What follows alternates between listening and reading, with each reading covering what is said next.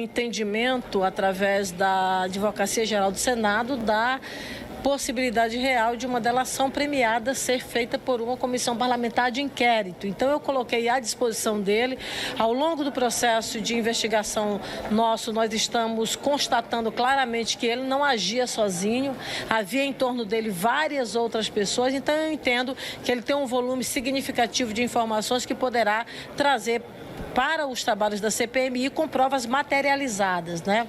O advogado se colocou à disposição, possivelmente na segunda ou na terça-feira nós faremos uma nova reunião, já uma reunião que ele trará esse conhecimento à mesa diretora dos trabalhos da CPMI, de forma que, se for concretizado, a gente iniciará esse processo de colaboração premiada por parte da CPMI. Olha, a gente vai aguardar a publicação da pauta de terça-feira, não é? Depois de publicada, a gente vai tratar sobre essa questão dos procedimentos. A regra de procedimento é um debate que você pode fazer, inclusive, no momento da votação. Informações hoje reveladas a partir da delação do senhor Mauro Cid, que deverá voltar a comparecer à CPMI, só corrobora com o que nós temos dito desde o começo dessa comissão de inquérito.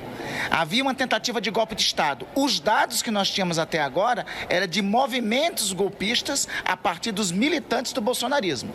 Agora, nós temos comprovadamente que o ex-presidente da República reuniu o alto comando das Forças Armadas e tentou um golpe de Estado, que só não concretizou devido à posição, e aí deve ser saudada, a posição constitucional de setores das Forças Armadas que foram coerentes com os compromissos que fizeram, não ao presidente da República, mas à Constituição. Pois é, mas essa informação de que um comandante, né, o comandante da Marinha, teria sinalizado que toparia uma ruptura, ela é grave.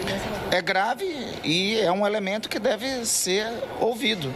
Se não na CPMI, deve ser ouvido pelo menos nos inquéritos. Um membro das Forças Armadas tentou romper com o compromisso que fez. Um membro das Forças Armadas tentou romper com a Constituição. E como já dizia o doutor Ulisses Guimarães, traidor da Constituição é traidor da pátria. Se conhece o caminho maldito que tentaram implementar em dezembro, que só levaria verdadeiros patriotas ao exílio e ao cemitério. Era isso que tentaram implementar. Foi essa tentativa de golpe de Estado que tentaram executar em dezembro. E agora tudo faz sentido, todos os movimentos que ocorreram nesse fatídico dezembro do ano passado. O dia 12, os atos terroristas aqui em Brasília, o dia 8, tentativa de invasão do hotel onde estava o presidente da República eleito, a bomba que foi alocada e por pouco não foi detonada na véspera de Natal aqui em Brasília, e o 8 de janeiro.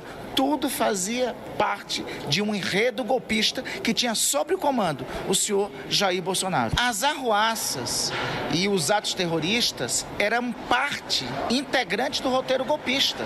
Estava claro, tentar criar um clima de instabilidade, tudo fazia parte da estratégia golpista. Os atos terroristas implementados em Brasília, as tentativas de romper o Estado Democrático de Direito, as arruaças e os atos de vândalos do dia 8 de janeiro, tudo fazia parte de uma estratégia golpista para precipitar o golpe de Estado com apoio das Forças Armadas. Enquanto os militantes bolsonaristas tentavam disseminar o terror, o chefe do golpe, o senhor Jair Bolsonaro, se articulava para tentar implementar o golpe. Então, era um movimento coordenado, era um movimento que tinha respaldo nas redes de fake news, no gabinete do ódio, tinha respaldo nos atos golpistas e nas arruaças que estavam sendo feitas pelos militantes, pelas ruas de Brasília e por todo canto, nos atos terroristas que estavam perpetrados, sendo comandado pelo senhor Jair Bolsonaro, que está mais do que comprovado pela minuta de golpe que já foi descoberta e por essa reunião que veio à luz no dia de hoje. O senhor Wellington responderá não menos do que 30 anos de prisão.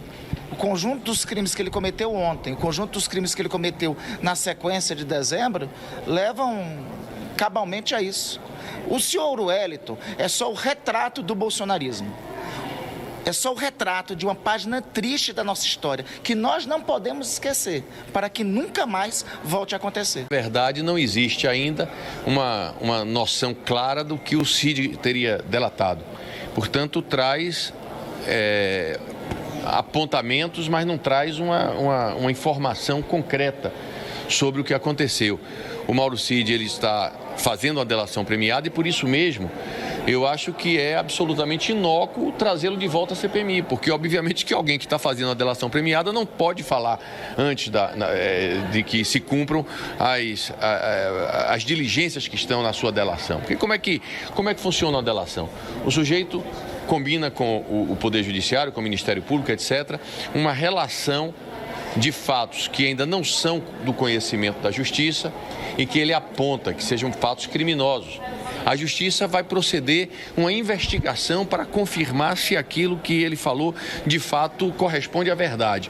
Ora, se ele vem antes de que haja essa investigação e traz todas essas informações na CPMI, tudo que ele falou que deveria ser tomado como uma investigação vem ao conhecimento público e aquelas pessoas que eventualmente seriam investigadas teriam toda a condição de apagar essas provas, de criar embaraços para a Justiça, etc.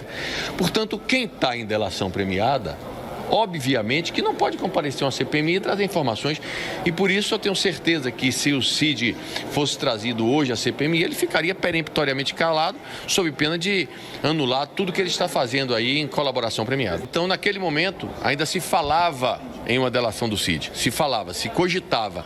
Agora, as conversas são muito mais incisivas e concretas, né? Inclusive, como foi dito aqui agora, já com informações, inclusive, do que estaria na delação.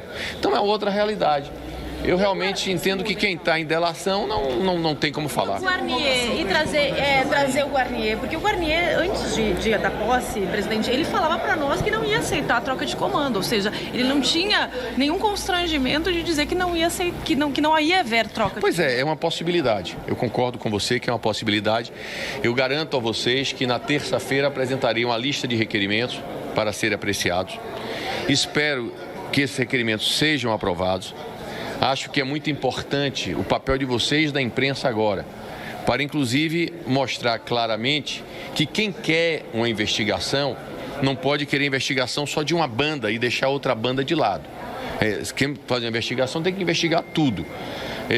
E inclusive considera a hipótese de, nessa reta final, em vez de fazer uma reunião, fazer duas reuniões por semana, fazer 3 ou 4 reuniões por semana, 3 ou 4 oitivas por semana. Para mim não tem problema nenhum.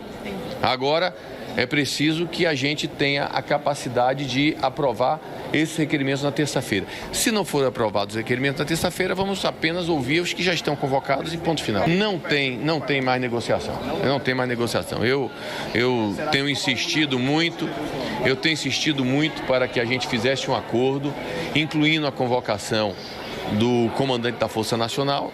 Esse acordo não avançou e sem esse acordo, que é o requerimento mais importante da minoria, já que existem, na verdade, a totalidade dos outros requerimentos são da própria maioria, então fica difícil fazer um acordo. Portanto, eu digo que nesse momento não há negociação, há sim o meu compromisso de na terça-feira trazer uma relação de requerimentos para serem apreciados em bloco. Ou aprova tudo, aí surgiram coisas novas, não sei se 6, se 8, mas em torno disso aí, 6, 8. E aí você vai decidir se o Guarnier vai estar ou não? Isso. E não tem aquela divisão mais? Não vai ter divisão, é o tudo ou nada, né? Não há possibilidade da gente fazer essas votações separadamente.